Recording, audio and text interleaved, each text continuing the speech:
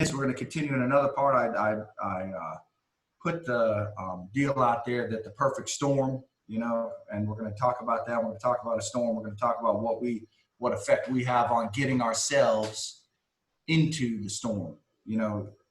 As I look at my life, what is a perfect storm? Well, when everything comes against you and everything hammers you and everything comes at one time. And when you look at your life, I guess, are we in a storm because the Lord wants us to be in a storm, or are we in a storm because we create the storm that we're in? And I would say in my life that probably 80% of the things that come on me are because I create them, right? Because I don't listen to the things that I should be doing, and I don't pay attention to what God tells me or what people, and I just jump out in there and do it myself. So anyway, we're going to talk about over here in Philippians. This is the next part of this. In Philippians 4, we went over, and I'm going to read it 4:6 last week and a couple of weeks really. Be anxious for nothing, but in everything by prayer and supplication with thanksgiving, let your requests be made known to God. So this is what we're going to talk about today and kind of into this thing. And the peace of God, which surpasses all understanding, will guard your hearts and minds through Christ Jesus, right?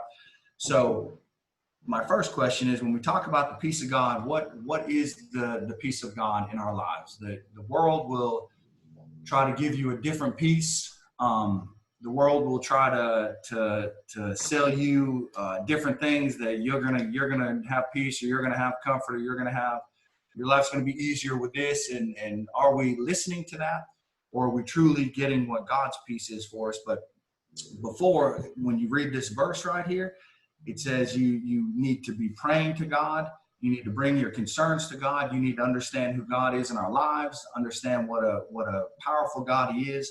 You need to have a communication, a relationship with Him. And once we have that, once we get all that other criteria, it says the peace of God, which surpasses all understanding, will come to us. But, we're not going to have God's peace in our life if we are not we don't have a relationship with Him.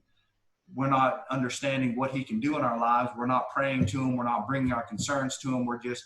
We can't have the peace of God if we're doing that. Now, what is His peace? His peace is just, have you ever been there when you're in a situation that you should not have peace about, right? You're in a tough time, whether it's I don't know if it's a marital time, or whether it's a health time, or whether it's a time in your finances, or whatever that situation is, and you're in that situation and you shouldn't have a peace, but all of a sudden God's peace comes on you, and you just have that overwhelming peace that He is with us, right? That is God's peace, and it doesn't make sense, and you shouldn't, but it just is what it is. But when we look at that, what kind of peace did Jesus have? And I wanted to look at a couple things, because how do we know what that peace is? When you look at over here, let's look at when Christ was on the cross. Now, when you look at Luke 23, I'm going to look at, and I want to know if we have this kind of a peace in our lives when we're going through tough times and we're going through situations and we're having a hard time.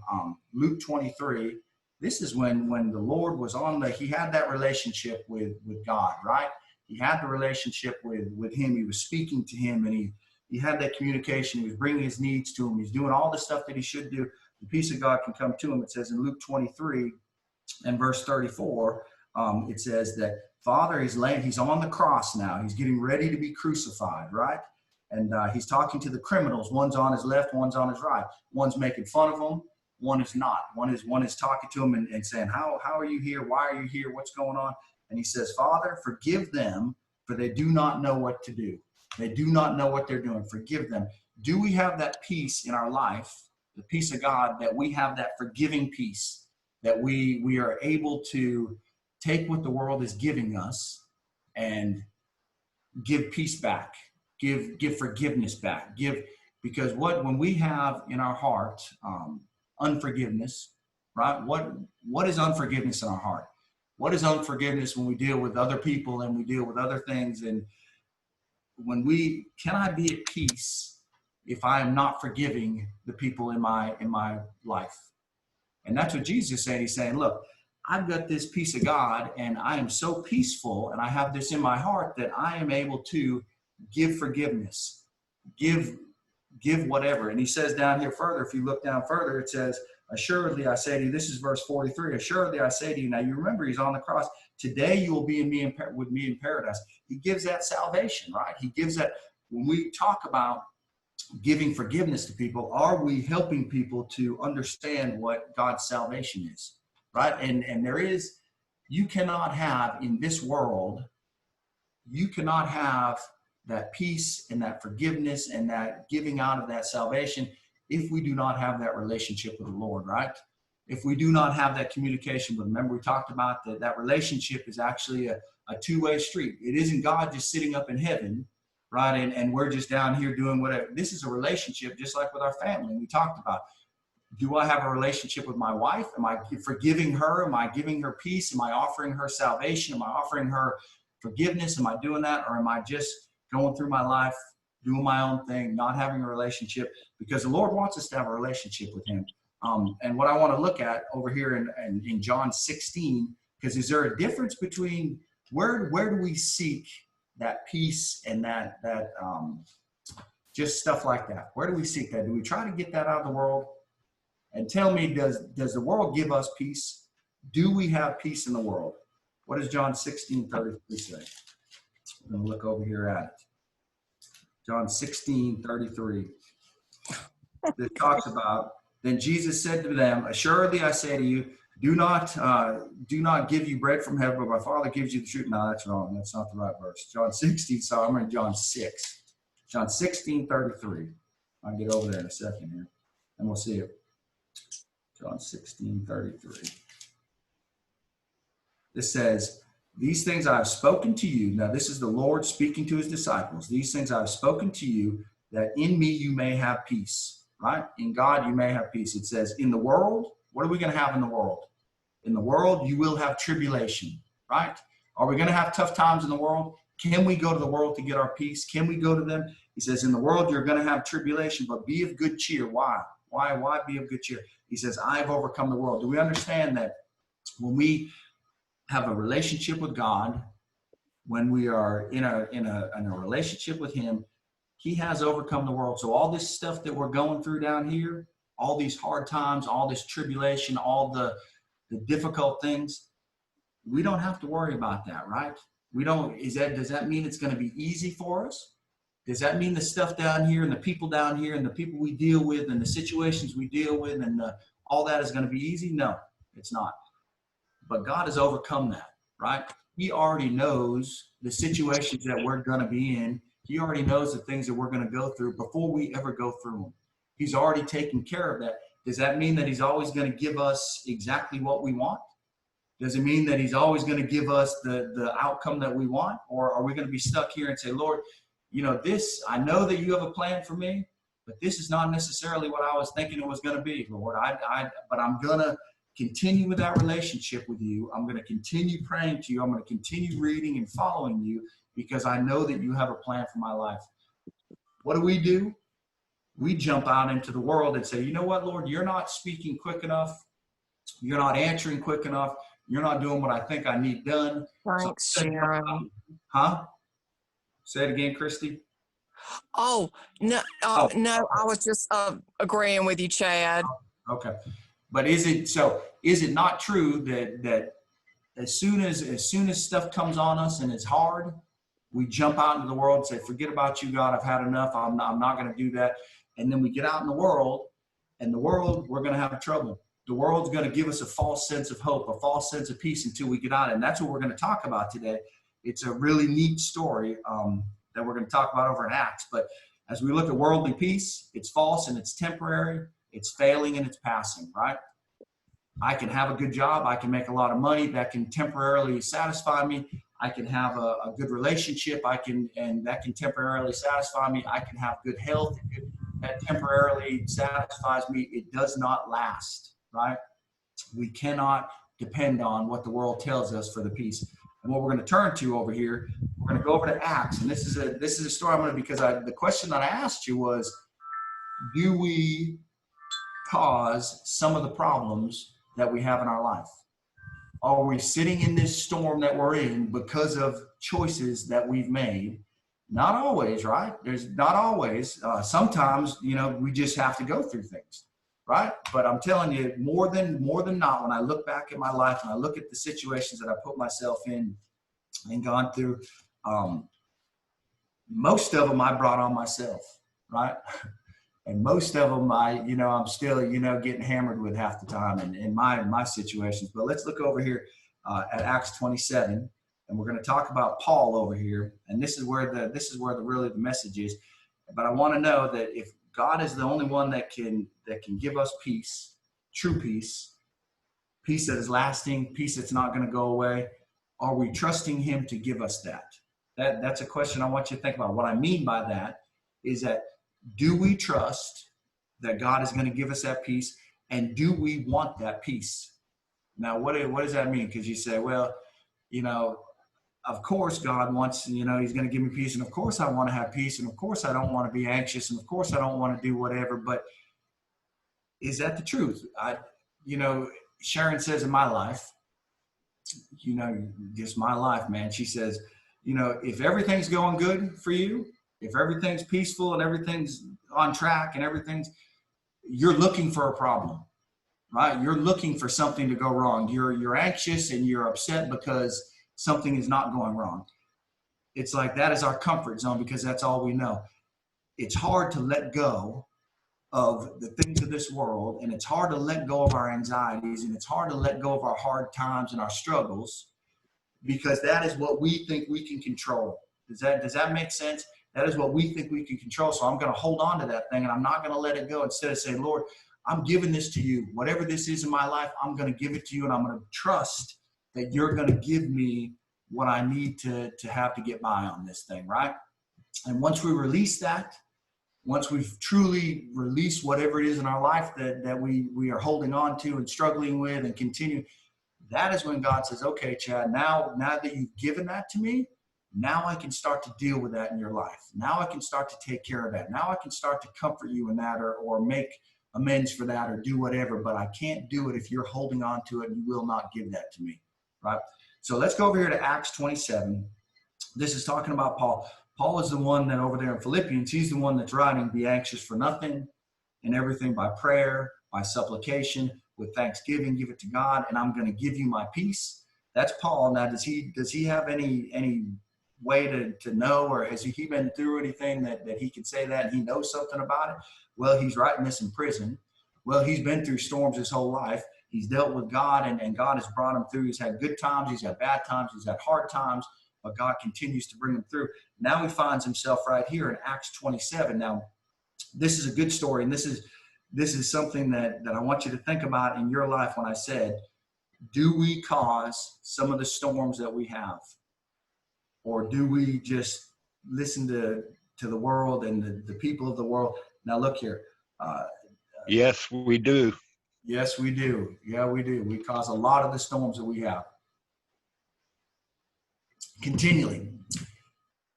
Are there people in our lives, though, and this is what we're going to get into right here, because this is a perfect real life example of putting ourselves in the middle of something and having to deal with the consequences of it.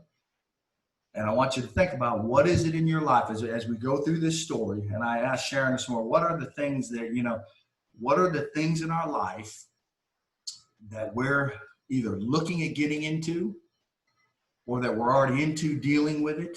And I wrote down, and you guys can think about in your own life what it is, drugs and alcohol, right? Tell me that when you look at getting into, well, I'm just going to do a little bit of this. I'm just going to get into a little bit of this. That is something that is going to hammer you. What about your family? Well, things aren't going great with my family. I think I might leave and go over here. And I think the other side might be better. And I think the grass is greener. What about pornography? Right. And I'm just bringing things out there that I'm going to get involved in this, and that's going to be okay. And I think, the world is putting this on us. What about unforgiveness? Right. What about, well, forget this person. I'm not going to forgive them. And I'm going to, these are choices that we're making that have consequences that we don't even realize what they are, and how they're going to, or higher paying job and a bigger salary and a bigger promotion and we're going to leave our family because we're going to be working all the time. You know, there's all kinds of different things like that. You look at Paul right here. They're getting ready. They're traveling to Rome. He is a prisoner. He is on a ship traveling to Rome. That's where they're going. And you look down at Acts 27.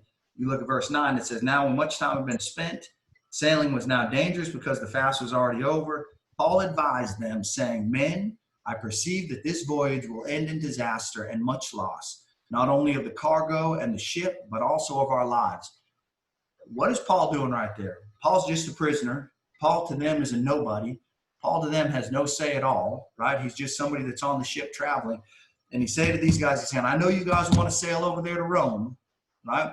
I know you want to go, and I know that's where we're supposed to be headed, but I'm telling you that I advise you not to do this. I advise you not to get on that ship, and I advise us to pull in and to not go. What is it? Who is it in our life that is giving us that warning, right? That is saying to us, look, Chad, I'm telling you, I know that this looks like a good path to go on. I know that whatever, but I'm telling you, this is not the right way to go, right? Is there anybody in our life that's telling us that? Are we just friends with the people of the world and the people that are trying to get ahead and the people that are doing things like that? Or are we listening to what God tells us, getting godly advice from people, reading the Bible, having a relationship to the Lord, doing that? Or are we just listening to what the world says?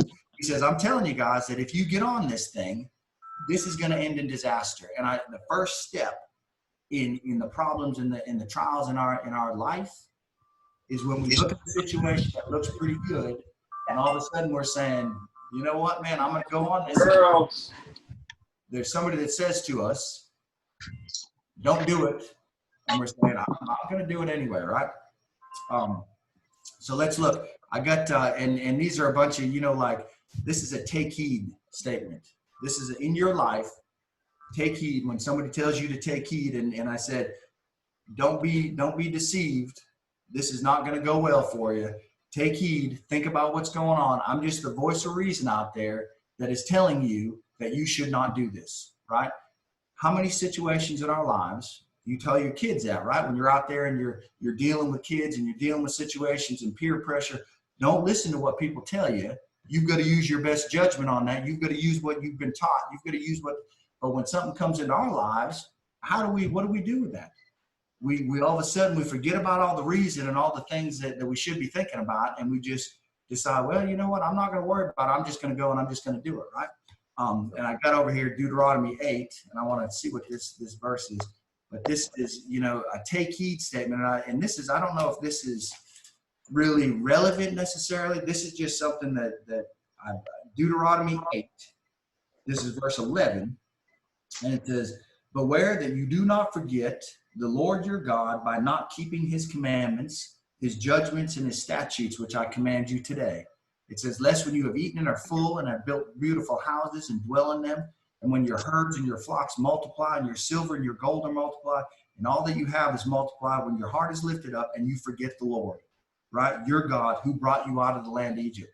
That's just a take heed statement saying, look, even in your life, as things start to go good and things are going better and you're getting on top, that is not the time that we forget what God's done for us. When I'm overcoming that disease, or when my finances are coming back around, or when my family is getting back together, that is not the time for me to say, you know what, man, I'm going to forget about the Lord. I'm going to forget about how often do we just come to God when we're having situations, when times are troubled, when they're hard, and we come to God, and then as soon as things get better, we say, you know what, man, I'm over that now. So I think I'm just going to keep on, I'm going to keep on doing my thing, and I'll come back to you, God, when time calls and when I need to. But for right now, I'm just going to go move on and do my own thing. Right.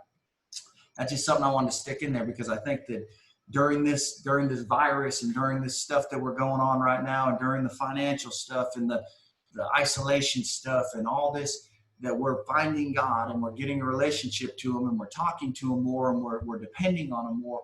But it scares me that when we get out of this thing, where are we going to be at? Are we going to say, you got me out of that now, so I'm moving forward and I'm not going to be in that, and I'm not going to follow you, and I'm not going to pay attention to you, and I'm going to just do my thing?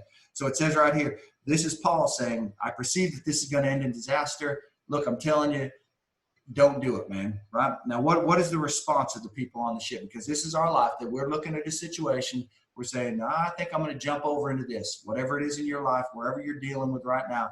You got somebody in your life telling you, or the Bible's telling you, or the Lord's speaking to you and saying, look, I'm telling you, don't do this. This is not a good situation.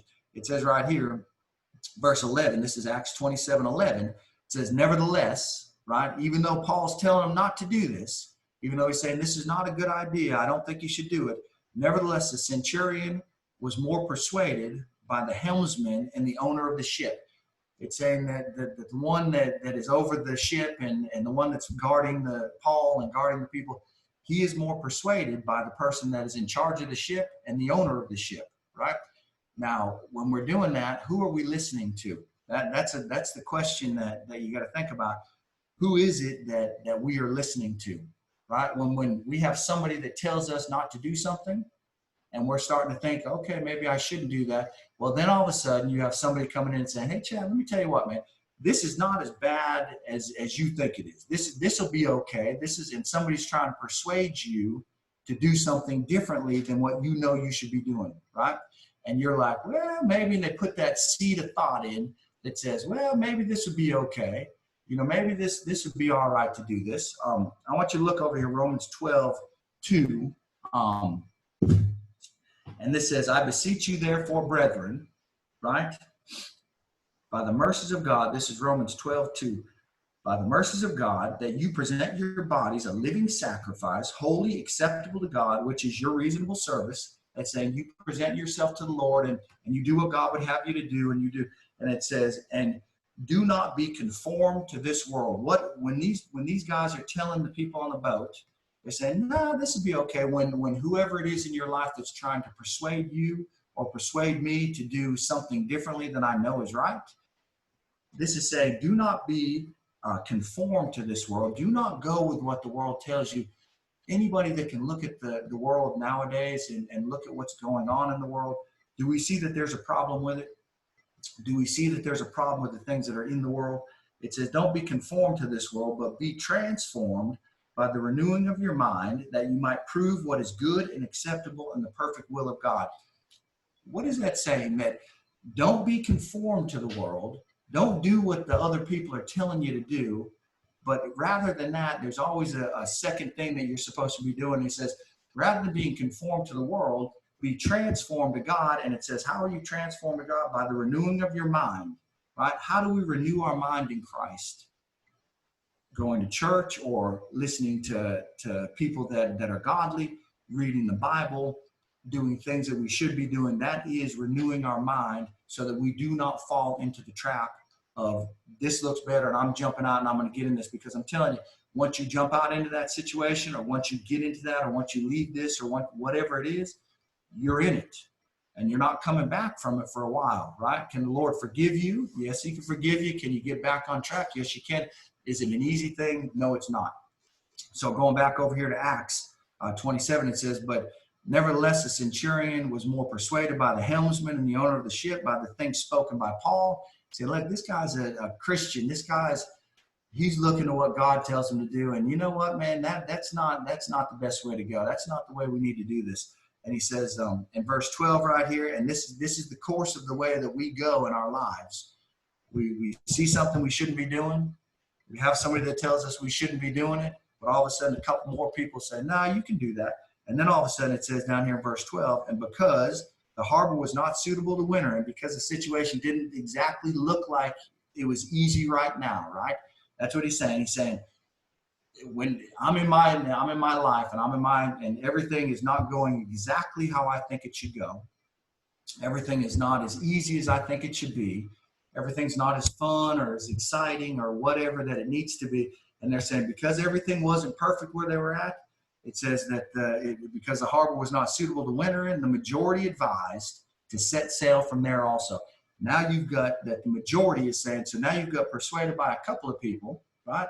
And now he's looking around, he's saying, well, I hear these couple of people, I'm going to look at what the big picture is and what the world's telling me to do and whatever. What do we know about what the majority is doing today?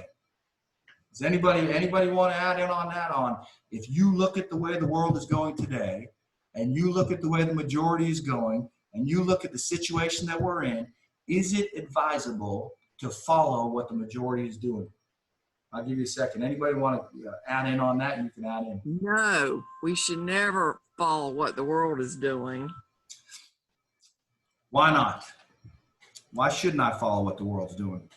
Because it'll just give you anxiety. You'll be confused. You'll be unhappy. You don't have peace. That's right. Because we may not be able to get back up if we fall into it and not pick ourselves back up. That's right. We may not be able to, and I want to read this to you right here, because what is the world telling us to do? I mean, the world's telling us that you need to go out there and do this, man. Be for yourself. Take control. You know, you bunch of Christians and religious, and you're a bunch of fanatics, and you're crazy, and man, you need to live for yourself and do your thing. Now, what does it say over here in Matthew 6? And I want you to really think about this. Matthew 6:13, it says, enter by the narrow gate, right? We've heard that. This is Jesus speaking right here. It says, enter by the narrow gate, for wide is the gate and broad is the way that leads to destruction. And there are many who go in by it. What is that saying? That if we follow what the world tells us to do, we go in the direction that the world is going, is that leading us down a path of happiness and of security and of, is that where that's taking us? You look at anything that's going on in the world today, you look at the riots, and you look at the killings, and you look at the money laundering, and you look at all that stuff. That is the path that the world tells you, and that the majority persuades you to say, jump out there and follow this. This is going to leave your family, man. You don't need your family. Leave your job, man. You don't need that. Leave your kids. Whatever it is that you're going to do, get out there in that, because that's what you need for you, right? And it says that the narrow gate is the way that we need to be going. The wide gate, following the majority, doing the things that the majority does, is only going to lead you to destruction. It says, because the narrow gate it says, because narrow is the gate and difficult is the way which leads to life, and there are a few that find it. What is that talking about? That's talking about salvation, right? Now that's talking about knowing the Lord. That's talking about, everybody nowadays wants to tell you, and it's not, people don't want to hear it, but there is consequences. There are consequences for the things that we're doing, right? There is going to be a consequence. If we follow the world and do the things that the world tells us to do, and we go down that path and we take God out of our life and God out of our situation, and we just follow that, don't think that we're going to make it to heaven one day, right? Because that gate leads to destruction. The narrow gate leads to the Lord, and that leads to salvation. That leads to everlasting life, and that leads to the things that we need to do. But is that an easy road? Is it easy to follow that narrow way? Is it easy to go against the majority and go against what the world is telling me to do and take a stand? It's a hard love. I'm telling you, to go down that path, you're going to have persecution, right? You're going to have trials. You're going to have tribulation. You're going to have hard times. But I'm telling you, stepping up, it's just like, somebody that quits drinking, or, when I quit smoking pot and quit doing all that stuff and all the stuff that I did, man, did the people that were with me, did they tell me that I need to come back and do that again and get back into that? And hey, man, what are you doing? And when I told them, look, this is not the way that I'm going. I'm following this different path that I see in my life. I'm going to follow that. And did those people stick with me? Can I turn around and can I find them? And are they there? And are they there for me? The people that stick with us and the path that goes are the people that are with you and that love you and that truly care about you. Those are the ones and that's the narrow way. That's the hard way. Those are the ones that really, really want you to follow. So he's saying, look, the majority advised, the people on the ship persuaded, he said against it, but they said, well, you know what? I'm going to tell you what, all these people are doing it. I'm going to jump out there and I'm going to go. We're going to go sail. We're going to, this place doesn't look like it's fun right now, so we're going to move on, right? And that's our life. And that's how we get into it. When I get into half the stuff I get into, it's because I decide, well, I'm not content right now. I'm not this. I'm done. I'm sick of it. And so it says, so they set sail from there. Now you're back in Acts 27, and you set sail from there, and by means there they could reach Phoenix, a harbor in Crete. Okay. Now in verse 13, this is 27, Acts 27:13. This is another thing I want you to see. This is such a relevant story of what Paul's talking about in our lives. It says they came into port because the sea was rough. Okay, they got into port, and Paul's saying, "Look, we shouldn't move on." And they're looking around at it, and they're saying, "This is not the greatest place. This is not a great place to stay. This is not." Paul's saying, "Look, I'm telling you, don't go out." People on the ship, they said, "Yeah, we need to go. We need to go." And all of a sudden, down here, verse 13, it says, when the south wind blew softly, supposing they had obtained their desire, they put out to sea. Now, think about what that's actually saying. Think about what that's actually saying. The majority says this is the way to go, right? The men persuaded to go this way. The one lunatic Christian following God is telling you, don't do this, man. This is not the right way to do it. I'm telling you, stay where you're at. Keep following, keep doing what you're doing. They look out at the world. They say, well, they're all telling me to do this. Now I'm looking out there, and it says that the wind was blowing softly, and the sea looked pleasant. They figured that they had obtained their desire, so they put out to sea. Tell me this, is the devil going to come to you?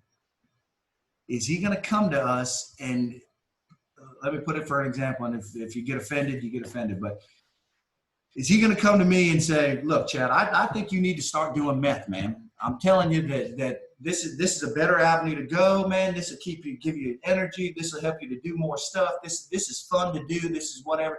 Is he going to come to me with a guy that has no teeth and pox all over his face and weighs 90 pounds and is skidding and doing this? And is he going to come to me and say, look, man, you need to do meth because this is the way to go? Is he going to come to me with that person? Because I would look at that person and say, you're absolutely out of your mind, man. If I'm going to be like that, then I'm not going to do that, man. Why would I do that?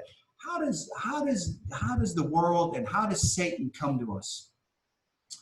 Tell me how he comes to us. Anybody? Does he come to us in like that, or does he come to us in, hey man, I'm telling you what, this is a good path and everything's looking good and the sea's smooth sailing and man, look at this person over here that you're looking at or you're doing whatever. Don't they look good, man? Look at this. If you just did this little bit with your money and over here, you can look at these people with these big houses and this stuff over here, or this person into this situation. I want you to look at this, 2 Corinthians 11:14. 2 Corinthians 11:14. He's trying to tell you, take heed, because it isn't what it seems like it is. It is not what it appears to be. The other side is not what you think it is. 11:14, and it says, and no wonder, for Satan himself transforms himself into what? An angel of what? What is Satan transforming himself into? An angel of light. When people come to you and they tell you need to get into this thing, they're coming to you in the best. It looks so good and so appealing, and like I've said before, they're dangling things out here saying, look how shiny this is and look how good this is, and you need to come out here and you need to grab this. What happened in the Garden of Eden? Or what happened there? What happened to Eve when the Lord said, look, don't do this. This is the wrong thing to do. You can't eat off of this tree. You can have everything else, but this is the one thing that I don't want you to have. And Satan came to her and said, look, man, he's telling you that because he just doesn't want you to have fun. He just doesn't want your eyes to be open. He just doesn't want you to see what you could see and what you could be missing. Doesn't the world tell us that, look, as a Christian or as a follower of God or as somebody that's living right, the only reason that you can't do this is because God doesn't want you to have fun. God doesn't want you to do this. God doesn't want you to enjoy yourself. God doesn't want you to have a bigger house or better things. He's not showing you what's out there. God's doing it for your own protection, right? He's telling us not to do that stuff because he does not want us to get into the middle of it and look back and say, you know what, man? I'm out here in the middle of this now. Now I've lost my job. I've lost my family. I've lost everything that I have because I took that thing that looked like it was pleasurable at the time. And that's what he's telling me. He's saying, look, if you get out into that sea, if we take this journey, then I'm telling you what's going to happen to us is that we're going to be in trouble, right? When that person, when that thing, when the Lord speaks to us, when the Bible speaks to us and gives us that warning, we need to heed that warning, okay? Because I'm telling you, I've been there. I'm sure that there's a ton of people on here that can tell you that they've been there, they've jumped out into that, and all of a sudden they find themselves in a situation that they are out of control and they are in trouble. And so it says the wind blew softly. They thought everything was good. Everything was great. We're pushing out to sea. I'm going to listen to the majority. I'm going to jump out in that. So once we jump out into that, it's like you take a pillow, right? We've said, or a tube of toothpaste, and you squeeze that out of that thing, right? Can you get that back in the tube? Can I put all that toothpaste back in the tube? If I take a pillow and I cut that mug open and I flash it around out in the windstorm, can I get every feather and put it back into that pillow? Can you do that? Because once I decide to take that step out there, once I decide to leave, or once I decide to look at that, or once I decide to try that, all of a sudden, I'm out there in it and I can't get it back. Once I say that thing to my family, once I tell somebody whatever, I can't pull that back. Does that mean you can never be forgiven, or you can never turn around, or you can never be reconciled? No, it just means that you're in for a hard plight. It's a whole lot easier not to do it in the first place, right? So look here, well, let's look at what happens, because this is exactly where we're going on this thing. It says that as they got into this thing, all of a sudden it was not long after. How long does it take when you're out there in something, when you get in the middle of it, when you decide to take that step, how long does it take before the newness fades off? How long does it take before the consequences start coming? Does it take a long time? It doesn't take long, right? It says, but not long after they set out to sea and did what Paul told them not to do. It said a tempest wind arose, a tempest headwind arose. This is where you're talking about. This is where the perfect storm is. When I decide to do that thing and jump out into that situation and do whatever it is I'm going to do, all of a sudden here comes everything on me. You're just in the middle of that storm. And it says, and it doesn't take long. You might be out there for a month. You might be out there for 6 months. You might be out there for a year enjoying the fruits of whatever you're doing. But I'm telling you, not long, reality, consequences, troubles are going to come and hit you, right? And it says that they're out there, and then exceedingly, as you look down through this, it says that they were running a shelter, exceedingly tempest tossed, down in verse 18. The next day, they lightened the ship. Now, they're getting so hammered out here in this sea that they've decided to go out on. It says on the third day, they threw the ship's tackle. They started throwing overboard their own, everything they had, they're throwing overboard. They're trying to save their lives, right? You ever been out there? Lord, I made this decision. I did the wrong thing. Now I'm in the middle of it, man. Now I've got this anxiety coming over me. Now I've got this fear coming over me. Now I've got this trouble coming over me. Now I've got all this stuff that's just hammering me all at the same time, man. And I can't get out of it. Now I'm throwing things out. I'm trying to do everything I can to save myself. I'm trying to do everything I can to get out of this situation. It says they threw the ship's tackle overboard. It said, now when neither sun nor stars appeared for many days, no small tempest beat on us, all hope that we would be saved was finally given up. Now, let me tell you, anybody that's been out there in it, man, anybody that's been out in, whether it's drugs and alcohol, whether it's an affair, whether it's a financial thing, whether it's whatever, we get to the point where I'm telling you, you have no hope, right? And all of a sudden you're in it and you don't know where to look, man. You're tossing this, you're tossing that, you're trying to get back this, you're trying to go, you're trying to, and you have no hope, right? What happens when we lose our hope? What happens when we get out there in that situation where we lose our hope? You're going to go either one of two ways, right?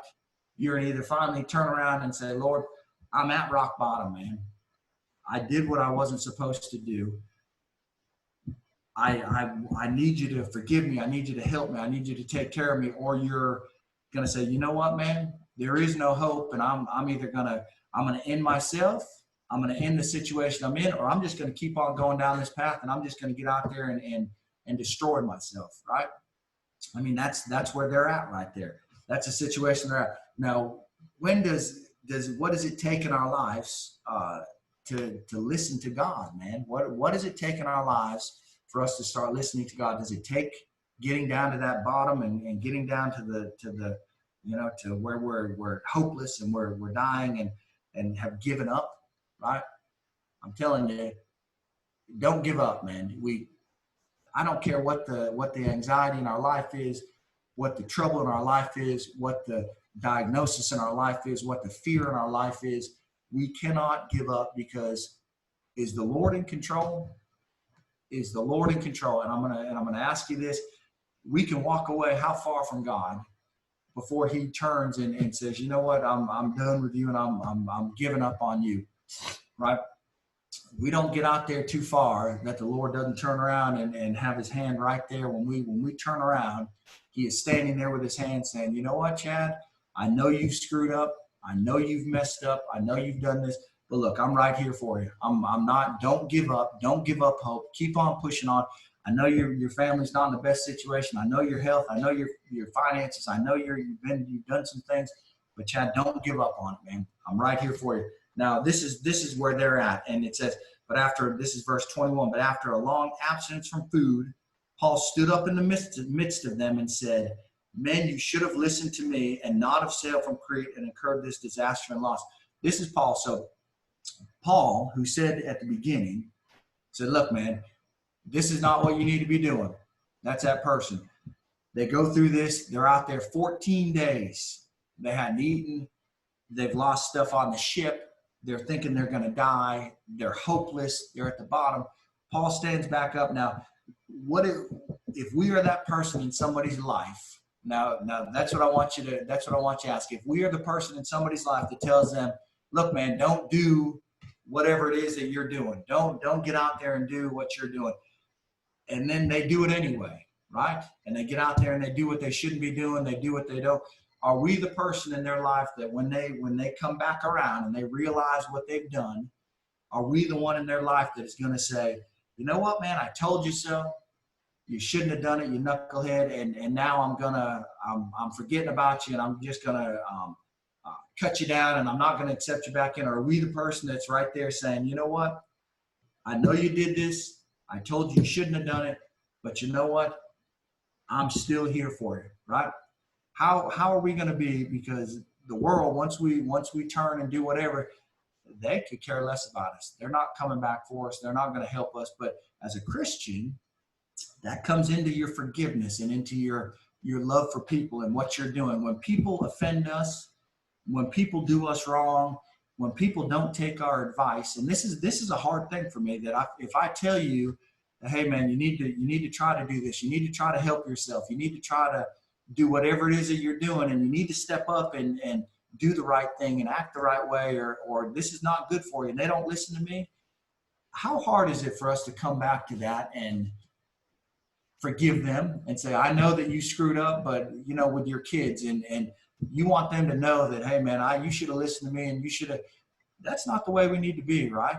We need to be at that point. We need to be an encouragement. We need to show the love of God and say, you know what? I'm still here for you. I'm still here for you. I'm still going to help you. I'm still going to pray for you. I'm still going to, whatever you need, I'm going to give to you. And that's the way the Lord is in our lives, right? We screw up. We do what we shouldn't do. We go out where we shouldn't go. We act like we shouldn't act. God doesn't leave us. Neither should we leave other people, right? Now you look down as you get a little further right here.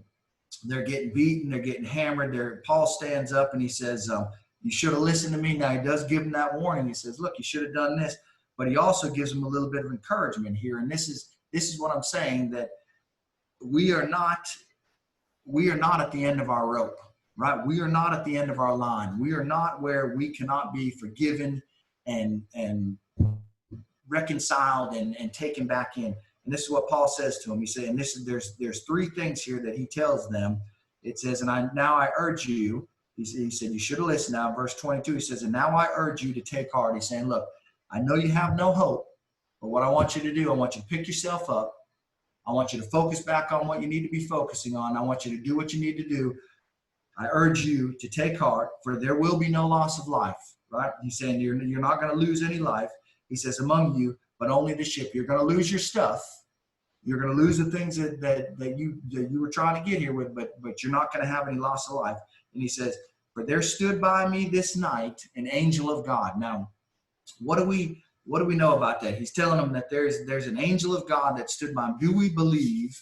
Have you ever heard of, because this is what he's saying. He's saying, look, I thought we were going to lose everything. I thought we were going to die out here. I thought that we were going to get, taken out. But last night, an angel came to me, and an angel told me that we weren't going to lose people, but we were just going to lose the ship. And I want you to take heart. Now, do we believe in angels in our life? Do we believe that there are angels in our life? Anybody? What does the Bible say about angels? I definitely believe in angels. God's angels protecting us. You ever been there where you're in a situation and whatever's going on and there's been an angel? I've had a couple situations in my life. I told Sharon I was this is back in the day too, man. I was walking on this is up at college, man, drunk and just out of control, man. And I was walking home, and I swear I got hit by a car, man. And I'm telling you, and I staggered out, and I don't know where it was or whatever. And this person picked me up, and this is the truth, man. This person picked me up and walked me back to the campus, which was about a mile. Walked the whole way with me. Now I got back to the campus, and Sharon was back there, and I said to her, I said, this guy right here just picked me up and walked me back here, and he took me, I got hit by this car. And she said, what person are you talking about, man? Who are you talking about? I said, this person right here. Nobody, man. Tell me that there are not angels that are protecting us, that there are not angels that are around us, that there are not angels that are with us, that are saying, you know what, even when you get out here, if you're one of my children, God says, I have angels that are protecting you. I have angels around you. I want to look. There's a couple verses that in Daniel 3, and I'm gonna read you just a couple verses, because I believe that there are protecting angels of God's people, that the devil and the world is not they can only do to us as Christians what God allows them to do. You understand that? We can go down to the bottom. But there is only so much that can be done to us. Over here in Daniel 3, and this is let's look at verse 22. You're talking about Shadrach, Meshach, and Abednego. You ever heard of them? They're the ones that got thrown into the fiery pit because they would not worship Nebuchadnezzar, right? They wouldn't worship. So the king gets fired up at them. And it says down here in verse 22, therefore, because the king's command was urgent and the furnace was exceedingly hot and the flames of the fire killed those men who took up Shadrach, Meshach, and Abednego. And these three men, Shadrach, Meshach, and Abednego, fell down, bound into the midst of the burning fiery furnace. Literally, he took these men and he threw them into the fire. Bound up, threw them into the fire. And it said, and even the people that were with them got burned up because the fire was so hot, right? This is not just a Bible story that is something that is not true. This is true. And it says, then King Nebuchadnezzar looked and was astonished, and he rose in haste and spoke, saying to his counselors, did not we cast 3 men bound into the midst of the fire? Right? He said, didn't we throw 3 men into there? And it says, look, he answered, he said, yes, king, that is true. And he said, look, he said, I see 4 men loose. They were bound and now they're loose. 4 men now instead of 3, walking in the midst of the fire. They are not hurt. And the form of the 4th is like the Son of God. Don't think that when we go through our life that there is not protecting angels that are coming again with us. Paul's telling them there, he said, look, an angel came to me and told me that we're going to be okay. Take heart, we're going to be okay. And I want to read one more thing, because I think we're out there, when we think about the world and when we get out there and we're trying to make a stand and we do that, how much does the world come against us? How tough is it out there in the world and dealing with that? And how much of the minority do we think that we are? Quite a bit, right? I mean, we have everybody going against us. We have everybody telling us that we should be doing this, and you're crazy, and you're a fanatic, and you're this, and you're that, right? Well, let me read over here 2 Kings 6. and this is 17. I want you, this is a story about Elijah, and this is 2 Kings 6, and it says 15. And when the servant of the man of God arose early in the morning, this is they're going into battle, and they're in a valley, and they're surrounded by all these armies and all these people, and there's just a couple of them, and they're scared, right? Just like when we go out there and we try to make a stand for the Lord, or we try to do what's right, or we try to be a witness to our family, or we try to do whatever we're supposed to be doing, and we're outnumbered, man. And that's when we cave in and say, you know what, I can't take it anymore. I'm giving up. I just can't do it. And this says over here, it says in 2 Kings 6, and now I was looking at verse 15, and it says, and when the servant of the man of God arose early in the morning and went out, there was an army surrounding the city with horses and chariots, and his servant said to him, alas, my master, what shall we do? He's saying, look, man, we've got all these people around us. We're here. We're outnumbered. We're in trouble. We're gonna fail. Do we just give up? Do we just give in? What do we do? And he says, so he answered, he said, do not fear, for those who are with us are more than those who are with them. What are you talking about, man? It's you and me. We've got these armies with chariots and with horses and with coming against us, trying to fight us. That's kind of like when we walk out into the world every day, going to work or going wherever we're going. We look around, we say, look at all these people that are around us, fighting against us, wanting to destroy us, wanting to take us out.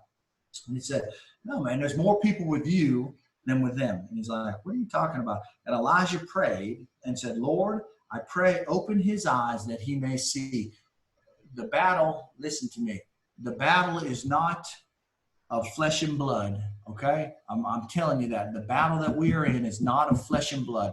The battle is a spiritual warfare between God and Satan, and we are in the middle of it. They hate each other, right? God, I'm just telling you that Satan wants to take us out, and that is where the battle is. He's saying, Lord, I pray that you would open his eyes and you would show him what I can see. And he says, he prayed to open his eyes. Then the Lord opened the eyes of the young man, right? And he saw, and behold, the mountains were full of horses and chariots of fire all around Elijah. So when the Syrians came down to him, Elijah prayed to the Lord and said, strike this people, I pray, with blindness. And he struck them with blindness according to the word of Elijah.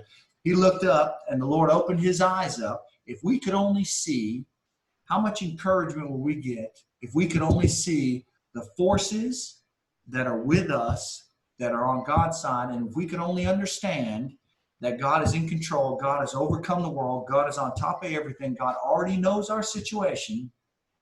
Even if we have made the choice to get out in that bad situation, even if we've gotten into the boat and sailed out on that sea that is just hammering us and putting us near death, if we could only see that God has his hand around us and he's protecting us even when we're doing what we shouldn't be doing. If we could recognize spiritual warfare during it, I think that's like one of the biggest struggles, like the fight with your kids or your husband or your employees or employer or whoever isn't really a fight with them. There's a spiritual battle going on that you can't see. And when you can step back and recognize that and say, Satan's not going to win this one. I know this isn't my husband or my kids or my work or whatever your personal situation is that you can think of. Recognizing that and not giving that much power. I think it's easy in the middle of a situation to forget that or to recognize it. Amen. Now, when I'm out there, right, and I'm building that chicken coop, right, and I'm dealing with that stuff, and I haven't eaten a sandwich, right? I'm fired up, and I've been working for 8 hours on the chicken coop out there in the hot sun, and I'm hungry, and I'm irritated, and I fire off on Sharon like about that dang door that is dropping down. You think you what you will? And I go off and I do this. And Sharon steps back and she says, you know what? I recognize that this is, and she tells me this. She literally steps back and says, this is not Chad. This is Chad being hungry because he hasn't eaten a sandwich and he's irritated. So I'm not going to take that out on him and I'm going to step back. Is that easy to do? No.